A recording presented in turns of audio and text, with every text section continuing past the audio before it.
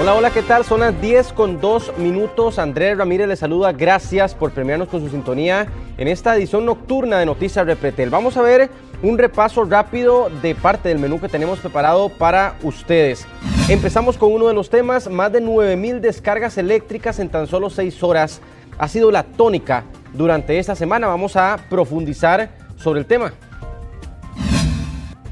Persisten casos de violencia obstétrica en hospitales de La Caja. Más de 300 mujeres pidieron auxilio a la Defensoría de los Habitantes. 6,000 personas están internadas por influenza y otras enfermedades respiratorias graves en este momento. La Caja insiste en la vacunación. Los retiros en cajeros automáticos cayeron de 25 a solo 9 por persona cada mes. Y ahora Elon Musk amenaza con desmantelar una nave espacial en medio de sus discusiones con Donald Trump. Comenzamos.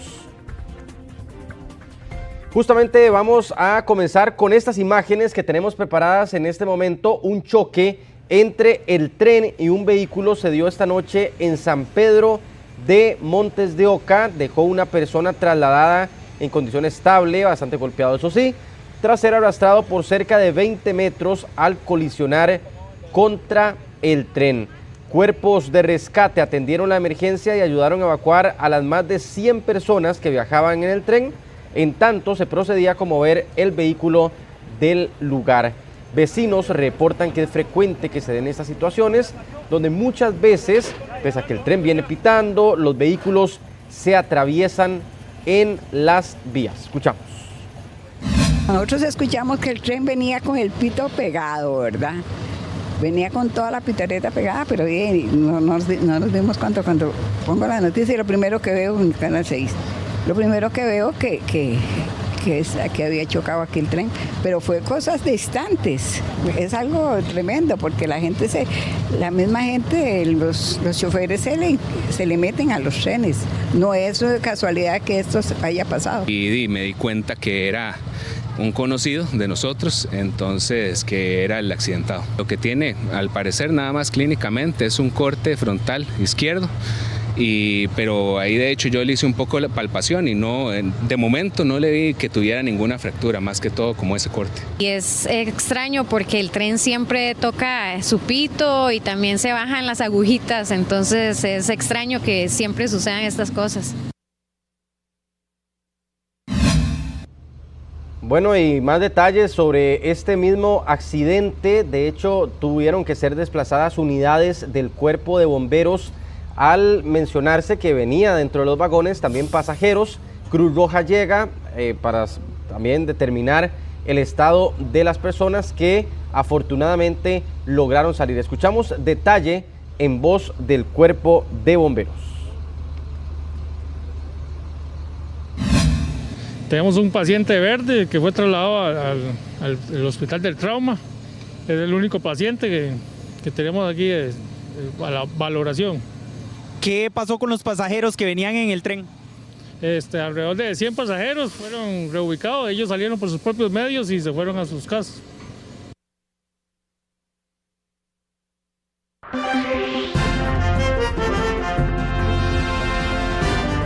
Bueno, lo decíamos al iniciar esta edición, una descarga importante eléctrica, mucha rayería se ha estado registrando en las últimas semanas. Jeffrey Naranjo está listo en nuestra sala de redacción porque hay reportes nuevos que han hecho las autoridades de emergencia y también situaciones que han pasado, que han ocurrido en las últimas horas. Jeffrey, actualicemos sobre el tema. Buenas noches.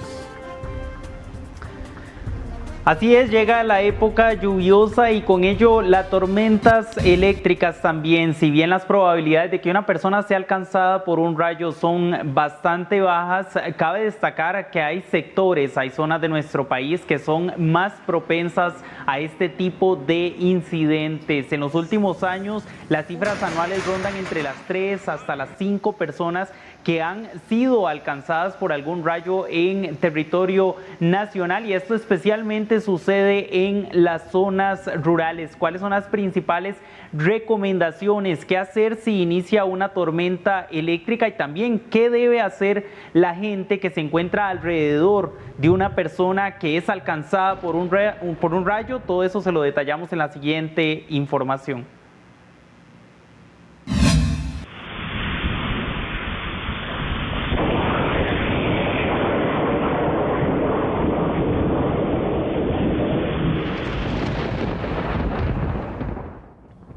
Las tormentas eléctricas en la época lluviosa son comunes en las zonas tropicales como Costa Rica.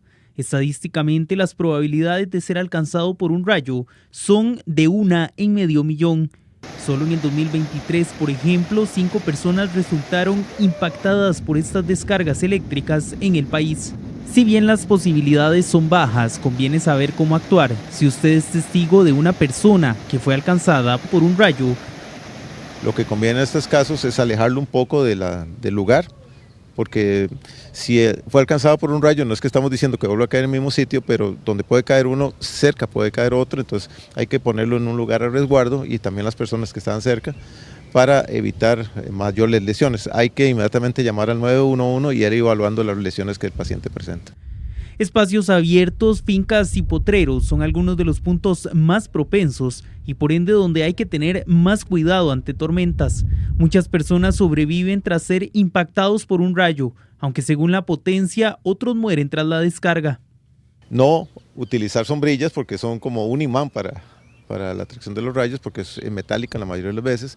No refugiarse debajo de los árboles y tampoco estar cerca de estructuras metálicas como en cercas o estructuras, por ejemplo, tractores o cosas así que puedan atraer los rayos. Aún teniendo botas de doble, si es el punto más alto en un sector, por ejemplo en un potrero, es muy propenso que pueda ser alcanzado por un rayo. Mayo y junio son algunos de los meses con mayor presencia de rayerías. Este año, solo en una tarde de mayo, se contabilizaron hasta 9.300 rayos en el país, en solo 6 horas. El año pasado también, durante el mes de mayo, llegaron a contabilizarse hasta 10.000 descargas eléctricas.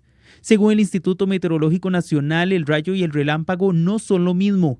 Mientras que el rayo se refiere a la descarga que cae a tierra, el relámpago se refiere a la chispa eléctrica entre una nube y otra. Ventanas de vehículos cerradas durante tormentas eléctricas, no exponerse a áreas abiertas ni puntos de gran altura pueden prevenir que usted sea una víctima.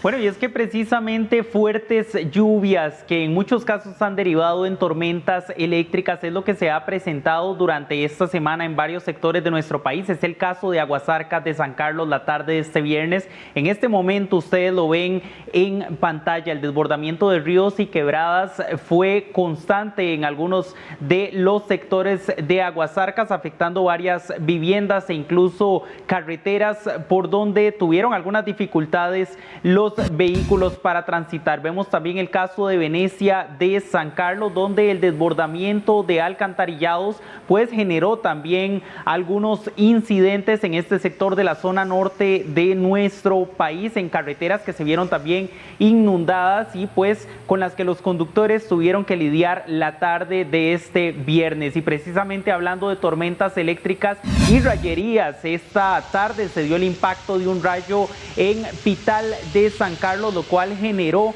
que se desgajaran las ramas de un árbol en la zona norte de nuestro país por el impacto de un rayo, y fue parte de los incidentes que reportó la Comisión Nacional de Emergencias durante este viernes. Y es que precisamente este año los incidentes reportados ante la Comisión Nacional de Emergencias se han duplicado respecto a los registrados durante el 2024, en los primeros 5 meses del año. Les ampliamos sobre este tema en la siguiente información. La cantidad de incidentes por inundaciones, saturación de suelos y desbordamientos reportados este año por la Comisión Nacional de Emergencias duplican los registrados para el mismo periodo en el 2024. Un año con más emergencias climáticas es lo que han afrontado principalmente comunidades como Golfito, Sarapiquí y Pérez Celedón. En lo que va del año se emitieron 4 alertas por condiciones hidrometeorológicas y ya se recibieron más de 670 reportes de inundaciones concentrados principalmente en Sarapiquí, Golfito y Limón. En este momento, casi la totalidad del país se encuentra bajo alerta amarilla, lo cual insta a la preparación ante posibles impactos por estos fenómenos naturales. En esta etapa, la alerta implica prevención y atención, sobre todo en zonas de riesgo donde anteriormente se han presentado incidencias. También se recomienda activar o conformar chats de información vecinales y en caso de emergencia, no olvide llamar al sistema 911. Desbordamientos en San Pedro de Montes de Oca que impidieron el paso de vehículos esta semana. En Desamparados, donde falencias en la planificación urbana han colocado a estas comunidades en alta propensión a inundarse cada año, según advirtió la CNE desde 2022.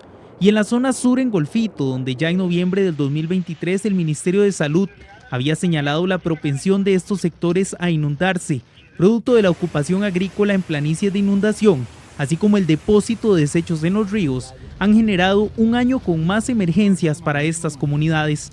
La Comisión Nacional de Emergencias tiene previsto 930 potenciales albergues listos en caso de requerirse en todo el territorio nacional. Jeffrey, usted daba cuenta de la enorme cantidad de descargas eléctricas registradas en las últimas semanas, en una sola tarde, por ejemplo. ¿Será el panorama que esperemos para el fin de semana o habrá una merma en las precipitaciones? Bueno, Andrés, precisamente las lluvias van a continuar durante este fin de semana en gran parte del territorio nacional. Sin embargo, según el Instituto Meteorológico, podría haber una ligera disminución respecto a estos últimos días que hemos visto de esta semana, donde, como pueden ver ustedes en estas imágenes, se han dado fuertes lluvias, sobre todo en la zona norte y zona sur de nuestro país, y también algunos cantones bastante propensos a inundaciones durante las épocas lluviosas en el gran área metropolitana. Muy bien, Jeffrey, muchas gracias por el reporte, muy amable. Continuamos.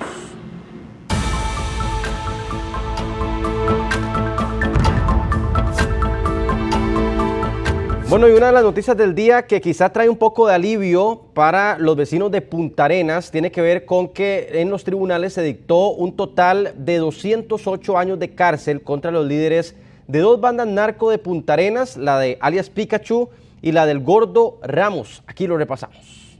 Se declara a Manuel Ramos Quirós, Eric Ramos Quirós, Alexander Villafuerte Guido, Anferni Carvajal Gómez, Mario Lara Montero y Miguel Gutiérrez Álvarez, coautores responsables de un delito de homicidio calificado en concurso ideal con un delito de tentativa de homicidio calificado. Alias Gordo Ramos y alias Pikachu unieron sus organizaciones delictivas para acabar con otra banda, los Guayacanes. Esa es la conclusión a la que llegó el Tribunal Penal de Punta Arenas. Se han establecido guerras entre estas bandas y alianzas entre diferentes bandas. Esto no puede pasar por alto al hacer el análisis de esta sentencia, porque el marco referencial de lo que sucedió aquí es una guerra existente entre dos bandas que quieren tomar el poder de una zona específica de Punta Arenas. Por uno de los homicidios que cometieron en los últimos años, el de Brian Álvarez Jiménez y la tentativa contra un sujeto de apellido Cuaresma, Pikachu recibió una condena de 46 años de prisión, Ramos y su hermano, alias Chote, 36, y 3 sujetos más 30 años, para un total de 208 años de prisión. Carvajal Gómez remite un video el 5 de enero del 23 a las 15:28, folio 564, donde se burla de la muerte de Pau.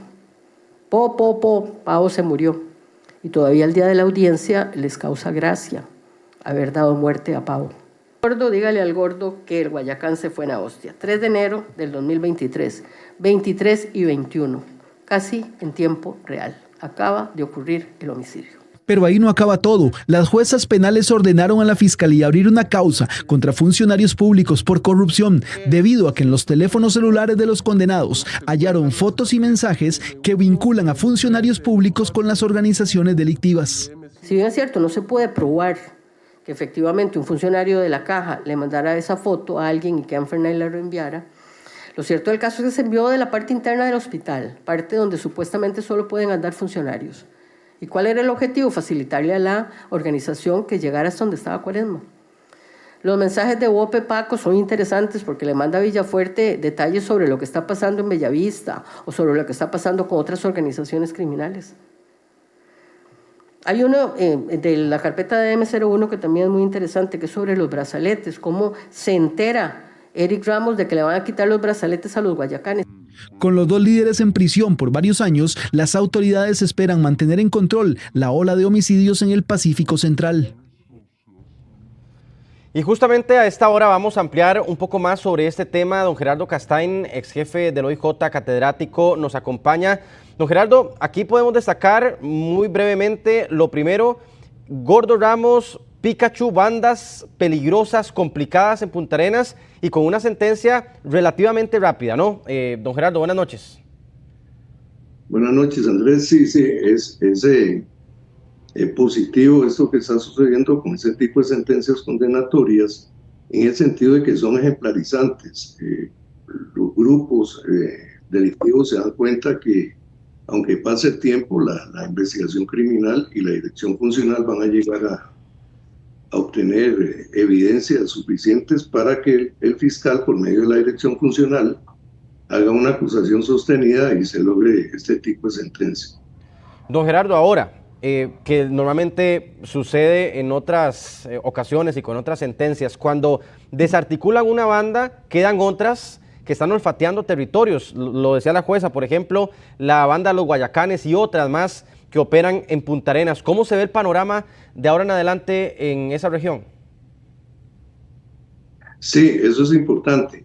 Generalmente cuando se desplazan policialmente los grupos o algún grupo, hay otro grupo o incluso vendedores independientes que van a tratar de apoderarse del mercado, ya que es, vamos a ver, muy lucrativo el dinero que producen, y esto puede a la vez producir más asesinatos, no homicidios, sino más asesinatos.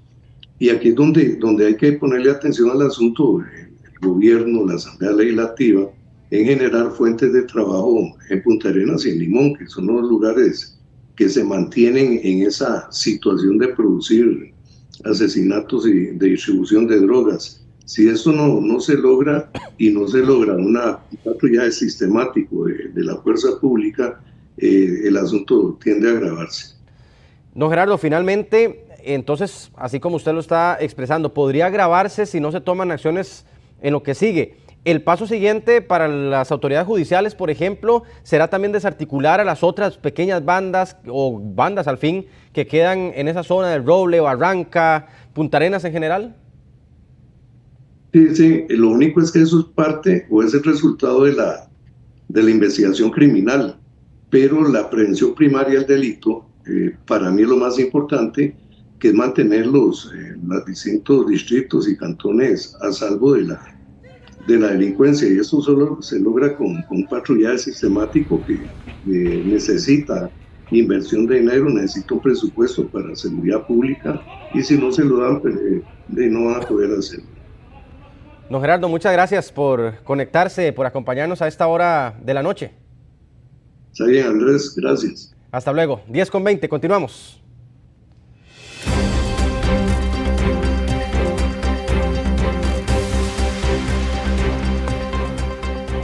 Bueno, les contaba al iniciar esta edición que aún persiste la violencia obstétrica en el país. Muchas mujeres temen por la vida de sus hijos. Resulta que la Defensoría de los Habitantes está emitiendo un informe en el que por lo menos 300 mujeres han solicitado auxilio en los últimos años por violencia obstétrica en los hospitales de La Caja. Está lista nuestra compañera Rachel Matamoros con el reporte hasta ahora. Rachel, buenas noches.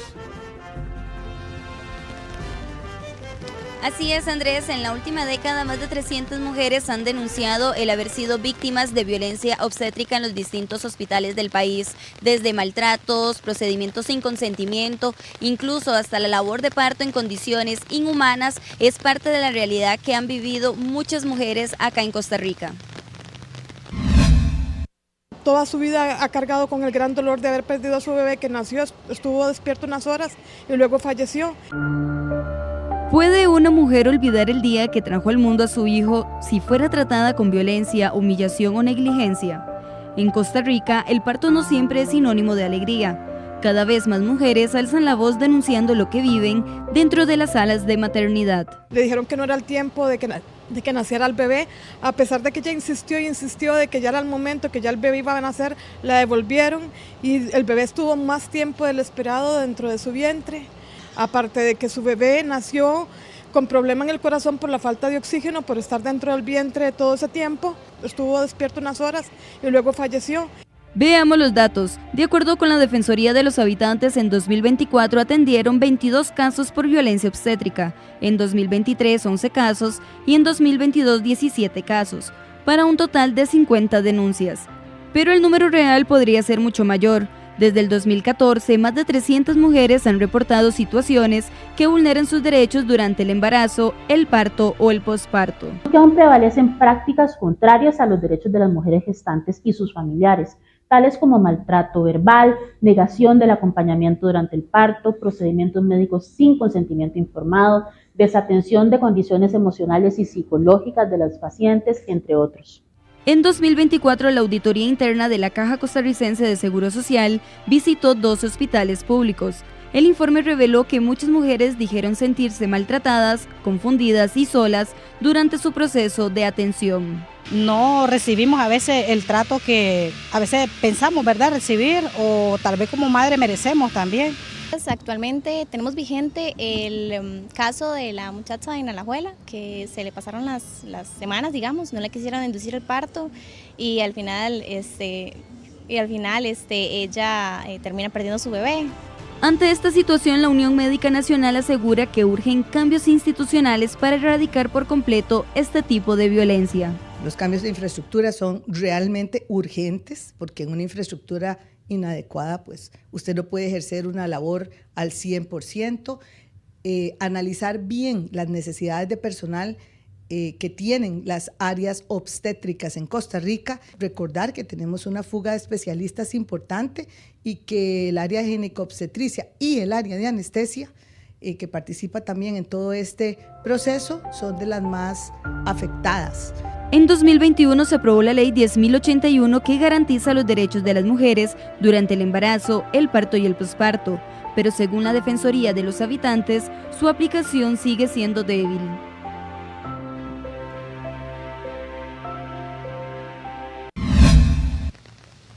Y en el 2021 se aprobó una ley específicamente para resguardar a todas las mujeres, ¿verdad?, de este tipo de casos que se presentan en algunos hospitales del país. Sin embargo, la Defensoría de los Habitantes mantiene que esta ley ha sido muy débil para poder resguardar los derechos de las mujeres y, por supuesto, resguardarlas de este tipo de condiciones.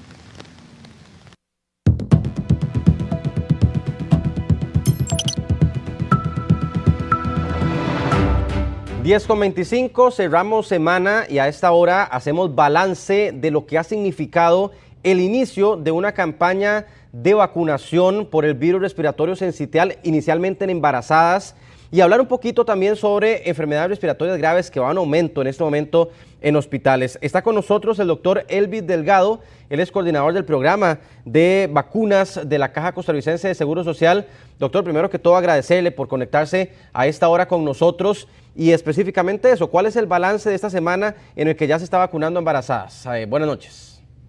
Bueno, muy buenas noches, Andrés, y a todos los amigos televidentes que nos sintonizan a esta hora. Efectivamente, desde la Caja Costarricense de Seguro Social estamos muy contentos por el avance que ha tenido la vacunación que inició el martes pasado, ¿verdad? 3 de junio, donde ya nuestros datos nos dicen que hay 430 embarazadas al día de hoy, los datos que se hizo el corte en horas de la mañana.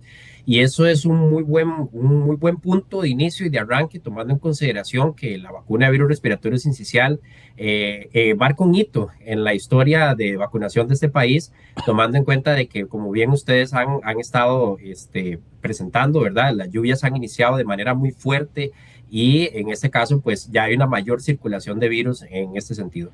Es importante siempre recalcar y señalar que las embarazadas entre la semana 32 y 36 es nuestro grupo meta y objetivo, y esto pues nos apunta muy bien y de verdad que estamos muy contentos y muy positivos con este arranque de vacunación en esta población. Doctor, se me iba adelantando a la pregunta que le iba a hacer. ¿Es un buen número? 430 embarazadas, ¿es lo que esperaban o esperan más embarazadas todavía que se acerquen? De hecho, es un buen número, Andrés, porque, o sea, los datos hay que tomar en cuenta que es un periodo específico, ¿verdad?, claro, del embarazo. Y en este caso, pues digamos que Costa Rica ha venido una disminución, eso sí, también de los nacimientos, ¿verdad? Y los embarazos como tal, pero sí es los datos que realmente proyectábamos, ¿verdad? Y que proyectamos, y esto quiere decir que ha tenido una muy buena aceptación por parte de las madres, ¿verdad? Que están en este momento en gestación y en este periodo. Así que realmente igual seguimos insistiendo y haciendo ese llamado para las mamás que van a cumplir ese periodo de gestación entre la 32 y la 36, ya que la vacuna se encuentra disponible en todo, a lo largo y ancho de todos los establecimientos de la institución a nivel de país. Doctor, y si hablamos de este virus respiratorio sincitial, si hablamos de la influenza y otras enfermedades respiratorias, justamente hoy el Ministerio de Salud al final de la tarde entregaba datos de que los niños entre 1 y 4 años son los que se siguen enfermando más gravemente y los mayores de 75 años. ¿Cómo está el tema? ¿Cuáles son esos virus respiratorios que mantienen en este momento a gran parte de la población hospitalizada? Sí, bueno, vamos a ver, Andrés, hay que partir, bueno, del principio de que en este momento influenza, por así decirlo, ¿verdad? Ha venido circulando desde enero y como usted bien apunta, los datos a filo de la tarde casi prácticamente nos estaban indicando que de enero a la fecha ya hay más de 9,000 casos de enfermedad tipo influenza reportados. O sea, eso es mucho, de verdad. Y ahorita estamos en justamente en una jornada de vacunación en este momento. Tomando en cuenta y devolviéndome un poquito, el virus respiratorio sincicial no se queda atrás porque también es una enfermedad que ha estado circulando, ahorita está muy bajo realmente, pero sabemos que a partir de julio y según la proyección van a empezar estos picos respiratorios muy importantes y de ahí más bien por eso nos hemos adelantado, ¿verdad?, en vacunar a esta población de embarazadas para que también es muy importante aclararlo, de que la vacunación también protege a la embarazada, pero también va a proteger a ese niño durante el nacimiento y sus primeros meses de vida, donde realmente también es una edad muy vulnerable. Y tomando en cuenta los datos que usted bien señala, con influenza también hemos estado en una meta importante con los niños justamente también porque es una de las coberturas que de hecho están más bajas y también en la población adulta mayor. Y hemos estado insistiendo durante estas semanas que llevamos de vacunación a esta población justamente de que vaya y se vacune porque en este momento tenemos disponible la vacuna de influenza. Incluso siempre hacemos el llamado, Andrés, a la población para que durante los fines de semana y horarios extendidos incluso, ¿verdad?, para que pueda accesar a la vacuna en los establecimientos de salud en el caso de influenza propiamente. Doctor, quiero quedarme con 2 preguntas finales, tal vez muy breve. La primera, que hemos leído a veces algunos comentarios de gente que dice, pero la influenza es como una gripe, ahí se me pasa, no me voy a vacunar. Hay gente que ha muerto y sigue muriendo por influenza, ¿cierto? Eso es un mito muy importante que vamos a ver, que la gente dice, es que no me voy a vacunar porque ya no es necesario, me la puse el año pasado. No, sí, claro, hay que ponérsela porque de hecho la influenza es un virus que generalmente tiende a cambiar y mutar con cada estación. Eso es número 1. Después, en los grupos que, como usted bien menciona, ¿verdad? En este caso, hay que tratar de llegar a esa población, ¿verdad? Y además de que si yo me pongo la vacuna de influenza, también otro mito, ¿verdad? No, la vacuna no tiene la capacidad de producir como la influenza como tal, porque es una vacuna inactiva. Y también la parte en este caso de que si me la puse, me enfermé, ¿verdad? Como les decía, no tiene esa posibilidad de enfermar a la gente porque es una vacuna inactiva. Pero sí es importante señalar de que la población de riesgo que la Comisión Nacional de Vacunación y Epidemiología establece tiene que acudir a los centros de salud para adquirir esa protección. Y ahora hay que tomar en cuenta también, Andrés, que en el momento que yo me vacuno, yo necesito al menos 2 semanas para levantar anticuerpos y estamos justamente en las lluvias tremendas, ¿verdad? Que a estos virus generalmente respiratorios, Andrés, les gusta la lluvia, el frío y en el de influenza a esta población de riesgo. Y en el caso del virus respiratorio sincicial le encanta y tiene una preferencia por los bebés en este caso. Muy bien. Doctor Elvis Delgado, muchísimas gracias por acompañarnos a esta hora. A ustedes más bien, muchas gracias por el espacio y seguimos haciendo ese llamado a la población para que acuda a los centros de salud a vacunarse. Así es, así es. Buenas noches, doctor. 10:31, continuamos.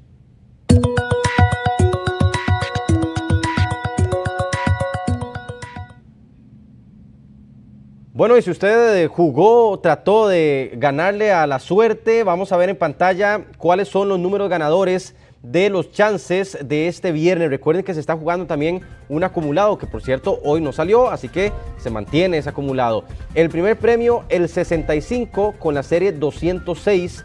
El segundo premio, el 91 con la serie 682. Y el tercer premio, 45 con la serie 397. Felicidades si pegó alguno de los números.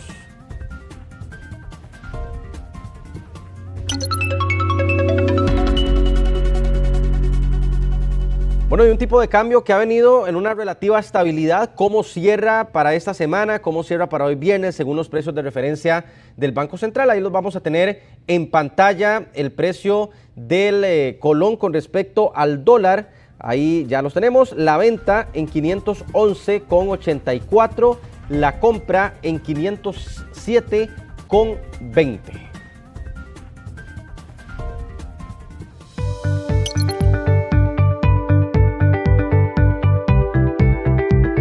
Y en esta edición le ofrecemos opciones para que usted busque trabajo o le diga a algún familiar o algún amigo. Y una de ellas, si usted habla inglés, le contamos que hay 100 vacantes disponibles para trabajar en servicio al cliente. Las posiciones son presenciales, eso sí, en Belén, en Heredia, y el horario es de lunes a viernes. Las personas interesadas pueden enviar su currículum al número que aparece en pantalla, 6421-7389. Y algo muy importante, se están pidiendo bachillerato en educación media. Son 100 puestos de trabajo para call center. Eso sí, hay que saber inglés. Y este miércoles se registró una feria de empleo en la Casa Municipal de Cultura en Santa Ana. La buena noticia es que los interesados todavía pueden seguir enviando su currículum a a Santa Ana, empresas participantes que se encuentran, por ejemplo, cadenas de supermercados, de comida rápida, dentro de las que participaron. Usted puede comunicarse al 8947-5460, 8947-5460.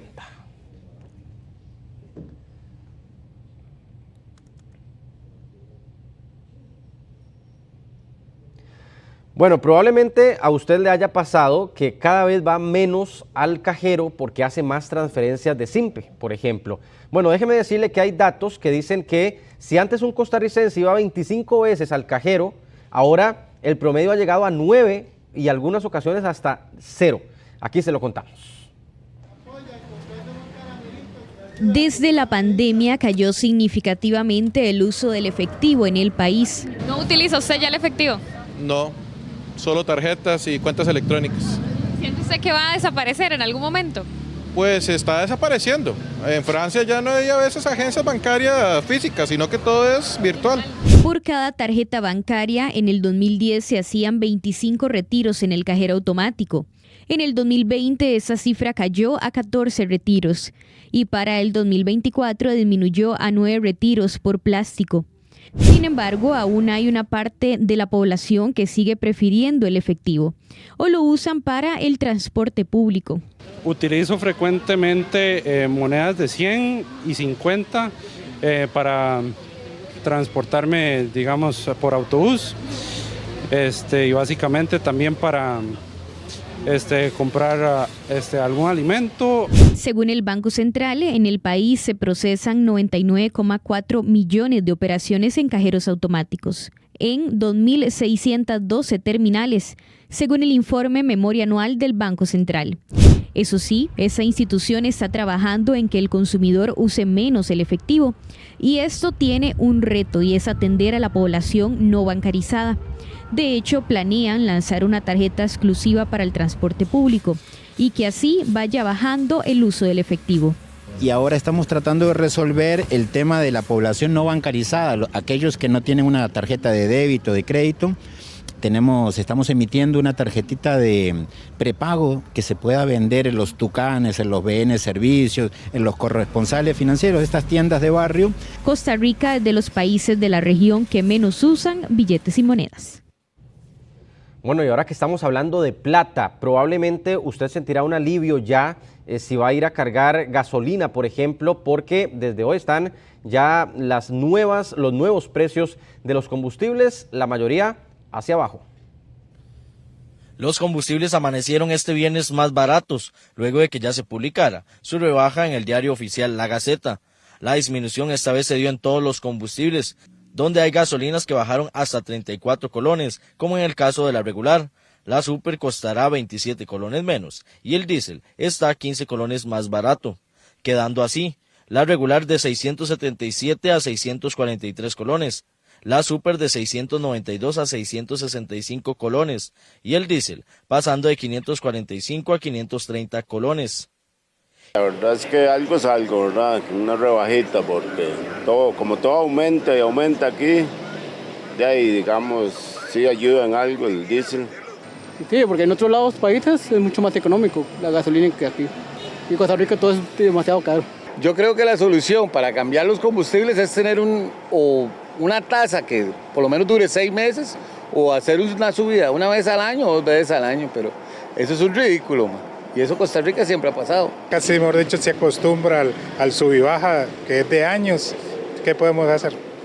Bueno, por mínimo unos 6 meses que uno ya esté estable y sabe que otros 6 meses hay la posibilidad de que va a bajar o va a subir, pero sería bueno que sea estable. Estas disminuciones en su precio se deben a la volatilidad del cambio del dólar, además de la reducción en el costo del crudo, que es el componente más importante de los combustibles. Y preste la atención a esta linda historia. Un joven costarricense de tan solo 21 años ganó una carrera en Estados Unidos tras correr 357 kilómetros durante 57 horas. Bueno, las buenas acciones de Monje siguen aportando para las playas del país con la iniciativa de las tapas. Cerca de 1.500 kilogramos de tapas plásticas fueron recolectadas solo durante el mes de mayo en la campaña Tapatón de la temporada verde de Tiendas Monje.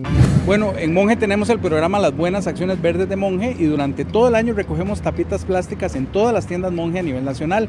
Esto que ven acá a mi espalda es lo que se recolectó en el mes de mayo únicamente. Estamos hablando de aproximadamente 1.500 kilos de tapas plásticas que tal vez en primera instancia no están en los botaderos, no están en los caños y no están en los ríos. Los costarricenses depositaron las tapas en las tiendas ubicadas en todo el país y ya se encuentran en la sucursal de Zapote para ser convertidas en pasarelas y sillas anfibias que permitan entrar al mar. Ya nosotros las transportamos a la planta recicladora donde las lavan, las funden y de ahí se generan unas reglas de madera plástica que llaman. Esas reglas luego se utilizan para ensamblar paños de pasarela que miden aproximadamente 3 metros de longitud y que son retráctiles. Esto quiere decir que se pueden arrollar para poder transportarlas, porque las pasarelas se colocan en las playas, pero hay que quitarlas en la tarde. El aporte de las personas en las diferentes campañas hizo que ya 7 playas sean accesibles para aquellas que utilizan sillas de ruedas y pronto serán al menos 2 más. Todos los que tengan tapitas plásticas en sus casas o en sus trabajos, los que tienen negocios locales comerciales, incluso sodas, bares o algunas industrias como la farmacéutica, por ejemplo, se pueden contactar con nosotros y cuando tienen un volumen grande nosotros podemos coordinar para que un camión vaya y recoja. La campaña aún continúa, por lo que usted puede llevar esas tapas que ya no utiliza a todas las tiendas Monje.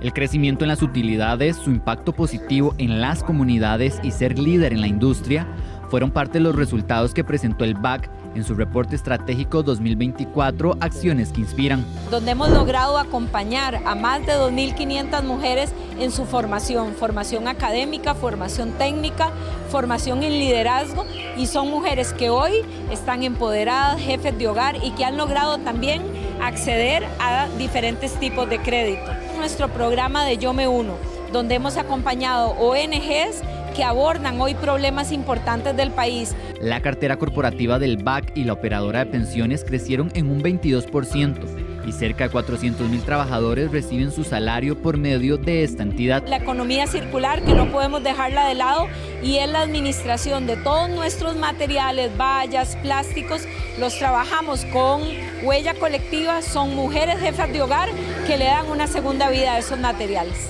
Comunidades BAC también es otro de los proyectos que generaron un gran impacto el año anterior. En el 2024 logramos alcanzar un aporte de casi $600,000 a este programa, Tenemos 10 empresas sociales y se traduce a cómo con las asociaciones de desarrollo vemos esos proyectos que les van a impactar, que van a generar empleo. El BAC agradece el apoyo y la confianza de todos sus clientes. El cliente es el centro de nuestro negocio, de nuestro actuar. Lo más importante, queremos seguir escuchándolo, entendiendo qué necesita, qué quieren, qué lo podemos acompañar, qué sueño podemos hacer con ellos juntos.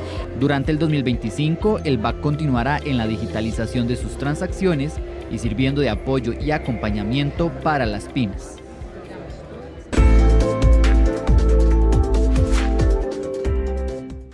Y hacia las 10:44, antes de irme a un corte comercial, informarles que se está registrando una seguidilla de temblores en la zona sur del país, específicamente en el sector de Puerto Jiménez de Punta Arenas. El primer evento se registró a eso de las 10:07 de magnitud 4.9. Ese es el primer evento, el de mayor magnitud. 4.9, estamos hablando al suroeste de Barrio Bonito de Puerto Jiménez en Punta Arenas. Pero resulta que a las 10:23 otro sismo en la misma zona Puerto Jiménez de 3.5 grados y unos minutos después, tan solo 3 minutos después, otro sismo reportado por el Opsicori de la UNA en Puerto Jiménez de 3 grados. Así que son 3 sismos en menos de 30 minutos en Puerto Jiménez, el más alto de 4.9 grados. Son las 10:45, con su permiso hacemos una pequeña pausa y regresamos.